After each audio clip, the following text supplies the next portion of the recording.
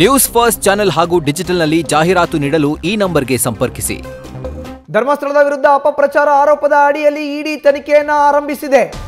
ಇಡಿಗೆ ಬಂದ ಲಿಖಿತ ದೂರನ್ನ ಆಧರಿಸಿ ಪ್ರಾಥಮಿಕ ತನಿಖೆಯನ್ನು ಆರಂಭಿಸಿದೆ. ಧರ್ಮಸ್ಥಳ ಪ್ರಕರಣದಲ್ಲಿ ರಾಜ್ಯ ಸರ್ಕಾರ ಏನೋ ಪ್ರಕರಣವನ್ನ ನೇರವಾಗಿ ಎಸ್ಐಟಿಗೆ ವಹಿಸಿದೆ. ಬಟ್ ಈಗ ಇಡಿ ಕೂಡ ಎಂಟ್ರಿ ಆಗಿದೆ. ಇಡಿಗೆ ಬಂದಂತ ಲಿಖಿತ ದೂರನ್ನ ಆಧರಿಸಿ ಈಗ ಪ್ರಾಥಮಿಕ ತನಿಖೆಯನ್ನು ಆರಂಭಿಸಿದೆ. ಪ್ರಾಥಮಿಕವಾಗಿ ಹಣದ ವ್ಯವಹಾರದ ಬಗ್ಗೆ ಮಾಹಿತಿಯನ್ನು ಕಲೆ ಹಾಕ್ತಾ ಇದೆ.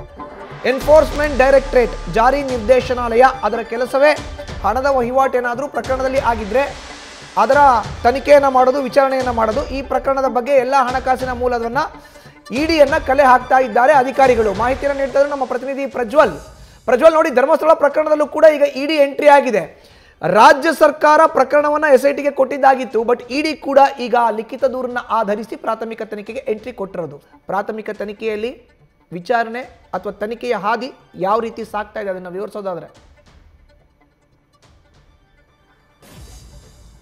ಮಧುಸೂದನ್, ಧರ್ಮಸ್ಥಳದ ವಿರುದ್ಧ ಷಡ್ಯಂತ್ರ ಮಾಡ್ತಾ ಇದ್ದಾರೆ ಅನ್ನುವಂಥ ಒಂದು ಆರೋಪಕ್ಕೆ ಸಂಬಂಧಪಟ್ಟಂತೆ ಅಂದ್ರೆ ಯಾರ್ಯಾರು ಷಡ್ಯಂತ್ರವನ್ನ ಮಾಡ್ತಾ ಇದ್ದಾರಲ್ಲ ಅವರೆಲ್ಲರ ವಿರುದ್ಧ ಕೂಡ ಇಡಿಗೆ ಒಂದು ಲಿಖಿತ ದೂರನ್ನು ಕೂಡ ಸಲ್ಲಿಸಲಾಗಿತ್ತು. ಅದರಲ್ಲೂ ಕೂಡ ಪ್ರಮುಖವಾಗಿ ಸಾಕಷ್ಟು ಜನ ರಾಜಕೀಯ ಮುಖಂಡರು ಹಾಗೆ ಹಿಂದೂ ಮುಖಂಡರು ಕೂಡ ಇಡಿ ಅಧಿಕಾರಿಗಳಿಗೆ ಒಂದು ಲಿಖಿತ ದೂರನ್ನು ಕೊಟ್ಟಿದ್ರು. ಅಂದ್ರೆ ಈ ಪ್ರಕರಣದ ಬಗ್ಗೆ ತನಿಖೆಯನ್ನ ಮಾಡಬೇಕಾಗುತ್ತೆ, ಇವರಿಗೆ ಫಂಡಿಂಗ್ ಆಗ್ತಾ ಇದೆ, ಆ ಫಂಡಿಂಗ್ ಎಲ್ಲಿಂದ ಬರ್ತಾ ಇದೆ ಅನ್ನೋದ್ರ ಬಗ್ಗೆ ಕೂಡ ನೀವು ಮಾಹಿತಿಯನ್ನು ಕಲೆ ಹಾಕಬೇಕು, ಹಾಗೆ ಪ್ರಕರಣವನ್ನ ಕೂಡ ದಾಖಲಿಸಿಕೊಳ್ಬೇಕು ಅನ್ನುವಂಥ ಒಂದು ಲಿಖಿತವಾದಂತಹ ಮನವಿಯನ್ನ ಮಾಡ್ಕೊಂಡಿರ್ತಾರೆ. ಆದ್ರೆ ಇಡಿ ಅಧಿಕಾರಿಗಳು ತತ್ಕ್ಷಣದಲ್ಲಿ ಆ ಒಂದು FIR ನ ಮಾಡ್ಕೊಳ್ಳಿಕ್ಕೆ ಸಾಧ್ಯವಾಗೋದಿಲ್ಲ. ಹಾಗಾಗಿ ಮೊದಲಿಗೆ ಪ್ರಾಥಮಿಕವಾಗಿ ಮಾಹಿತಿಯನ್ನು ಕಲೆ ಹಾಕಬೇಕಾಗುತ್ತೆ. ಅಂದ್ರೆ ಇವರು ಕೊಟ್ಟಂತಹ ಲಿಖಿತ ದೂರಿನ ಆಧಾರದ ಮೇಲೆ ಈಗ ಪ್ರಾಥಮಿಕವಾಗಿ ತನಿಖೆ ಮಾಡುವಂತಹ ಕೆಲಸವನ್ನ ಇಡಿ ಅಧಿಕಾರಿಗಳು ಮಾಡ್ತಾ ಇದ್ದಾರೆ. ಅಂದ್ರೆ ಇವರು ಯಾರ್ಯಾರನ್ನ ಹೆಸರನ್ನ ಮೆನ್ಷನ್ ಮಾಡಿ ಕೊಟ್ಟಿರ್ತಾರಲ್ಲ ಅವರ ಎಲ್ಲರ ಅಕೌಂಟ್ ಡೀಟೇಲ್ಸ್ ಅನ್ನು ಕೂಡ ಪರಿಶೀಲನೆ ಮಾಡುವಂತಹ ಒಂದು ಕೆಲಸವನ್ನ ಮಾಡ್ತಾರೆ.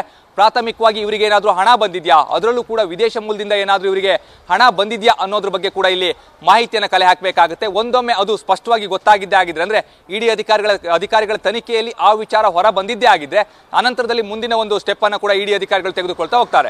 ಮತ್ತೊಂದು ಕಡೆಯಲ್ಲಿ ಎಸ್ಐಟಿ ಕೂಡ ಈ ಪ್ರಕರಣವನ್ನು ತನಿಖೆ ಮಾಡ್ತಾ ಇದೆ. ಎಸ್ಐಟಿ ಅಧಿಕಾರಿಗಳು ತನಿಖೆ ಮಾಡುವಂತಹ ಸಂದರ್ಭದಲ್ಲೂ ಕೂಡ ಅಷ್ಟೇ ಅವರಿಗೇನಾದ್ರೂ ಹಣದ ವ್ಯವಹಾರ ನಡೆದಿದೆ ಅಥವಾ ಇದರಲ್ಲಿ ಯಾವುದೇ ರೀತಿಯಲ್ಲಿ ಷಡ್ಯಂತ್ರ ಇದೆ, ಹವಾಲಾ ದಂಧೆಯ ವರ್ಗಾವಣೆ, ಹವಾಲಾ ಹಣದ ವರ್ಗಾವಣೆ ಆಗಿದೆ, ಹವಾಲಾ ದಂಧೆಯನ್ನು ನಡೆಸ್ತಾ ಇದ್ದಾರೆ, ಈ ರೀತಿ ಅಂಶಗಳೇನಾದ್ರೂ ಪತ್ತೆಯಾಯಿತು ಅಂತ ಹೇಳಿದ್ರೆ ಅವರು ಕೂಡ ಇಡಿ ಅಧಿಕಾರಿಗಳಿಗೆ ಲಿಖಿತವಾಗಿಯೇ ಈ ಬಗ್ಗೆ ತನಿಖೆಯನ್ನು ನಡೆಸುವಂತೆ ಮನವಿಯನ್ನ ಕೂಡ ಮಾಡಬಹುದು. ಹಾಗೆ ಇವರ ತನಿಖೆಯಲ್ಲಿ ಸಿಕ್ಕಂತ ಫೈಂಡಿಂಗ್ಸ್ ಏನಿರುತ್ತೆ ಅದನ್ನ ಕೂಡ ಇಡಿ ಅಧಿಕಾರಿಗಳಿಗೆ ಕೊಡ್ಲಿಕ್ಕೆ ಅವಕಾಶ ಕೂಡ ಇರುತ್ತೆ. ಆದ್ರೆ ಇಡಿ ಅಧಿಕಾರಿಗಳು ಈಗ ಪ್ರಾಥಮಿಕವಾಗಿ ತನಿಖೆಯನ್ನ ಮಾಡ್ತಾ ಇದ್ದಾರೆ. ಅಕೌಂಟ್ಗಳ ಬಗ್ಗೆ ಮಾಹಿತಿಯನ್ನು ಕಲೆ ಹಾಕಲಿಕ್ಕೆ ಅವರಿಗೆ ಅವಕಾಶ ಇರುತ್ತೆ. ಹಾಗಾಗಿ ಅದರ ಬಗ್ಗೆಯೂ ಕೂಡ ಮಾಹಿತಿಯನ್ನು ಕಲೆ ಹಾಕ್ತಾ ಇದ್ದಾರೆ. ಇಲ್ಲಿ ಏನಾದರೂ ಫಂಡಿಂಗ್ ಆಗಿದೆಯಾ ಅನ್ನೋದ್ರ ಬಗ್ಗೆ ಕೂಡ ಸಂಪೂರ್ಣವಾದಂತಹ ಒಂದು ಮಾಹಿತಿಯನ್ನು ತೆಗೆದು ಅದನ್ನ ಪರಿಶೀಲನೆ ಮಾಡುವಂತಹ ಒಂದು ಕೆಲಸವನ್ನ ಕೂಡ ಮಾಡ್ತಾ ಹೋಗ್ತಾರೆ. ಯಾವಾಗ ಪೂರಕವಾದಂತಹ ಸಾಕ್ಷಿಗಳು ಅಂದ್ರೆ ಯಾರ ಹೆಸರು ಕೇಳಿ ಬಂದಿದೆಯಲ್ಲ ಅವರ ವಿರುದ್ಧವಾಗಿ ಯಾವುದೇ ಪೂರಕ ಸಾಕ್ಷಿಗಳು ಸಿಕ್ಕಂತಹ ಸಂದರ್ಭದಲ್ಲಿ ದಾಳಿಯನ್ನ ಮಾಡುವಂತಹ ಸಾಧ್ಯತೆಯೂ ಕೂಡ ಇರುತ್ತೆ. ಯಾಕೆ ಅಂತ ಹೇಳಿದ್ರೆ ಇಡಿ ಅಧಿಕಾರಿಗಳು ಮೊದಲಿಗೆ ಯಾವುದೇ ಒಂದು ಪ್ರಕರಣವನ್ನು ದಾಖಲಿಸಿಕೊಳ್ಬೇಕು ಅನ್ನೋದಕ್ಕಿಂತ ಮುಂಚಿತವಾಗಿ ಪ್ರಾಥಮಿಕವಾಗಿ ಮಾಹಿತಿಯನ್ನು ಕಲೆ ಹಾಕಬೇಕಾಗುತ್ತೆ. ಈ ಪ್ರಕರಣಕ್ಕೆ ಸಂಬಂಧಪಟ್ಟಂತೆ ಎಲ್ಲಾ ವಿಚಾರಗಳನ್ನ ಕೂಡ ಕೂಲಂಕುಷವಾಗಿ ನೋಡಬೇಕಾಗುತ್ತೆ. ಅದನ್ನ ಪರಿಶೀಲನೆ ನಡೆಸಿದಂತಹ ನಂತರದಲ್ಲಿಯೇ ಇವರು ಪ್ರಕರಣಕ್ಕೆ ಸಂಬಂಧಪಟ್ಟಂತೆ ಕೈ ಹಾಕಲಿಕ್ಕೆ ಅವಕಾಶ ಇರುತ್ತೆ.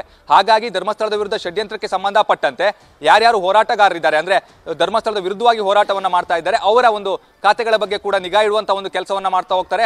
ಹಣದ ವ್ಯವಹಾರದ ಬಗ್ಗೆ ಯಾವ್ಯಾವ ರೀತಿಯಲ್ಲಿ ಹಣದ ವ್ಯವಹಾರ ನಡೆದಿದೆ, ಯಾರ್ಯಾರ ನಡುವೆ ಹಣದ ವ್ಯವಹಾರ ನಡೆದಿದೆ, ಯಾವುದಾದ್ರೂ ಬೇರೆ ಅಂದ್ರೆ ನಕಲಿ ಖಾತೆಗಳಿಂದ ಇವರಿಗೆ ಏನಾದರೂ ಹಣ ಬಂದಿದ್ಯಾ ಇದ್ರ ಬಗ್ಗೆ ಕೂಡ ಮಾಹಿತಿಯನ್ನು ಕಲೆ ಹಾಕ್ತಾರೆ. ಅನಂತರದಲ್ಲಿ ಇಡಿ ಅಧಿಕಾರಿಗಳು ಮುಂದುವರೆದು ಮುಂದಿನ ಒಂದು ಕ್ರಮವನ್ನು ತೆಗೆದುಕೊಳ್ತಾರೆ. ಮಧುಸೂದನ್, ಧನ್ಯವಾದ ಪ್ರಜ್ವಲ್ ನಿಮ್ಮ ಮಾಹಿತಿಗೆ.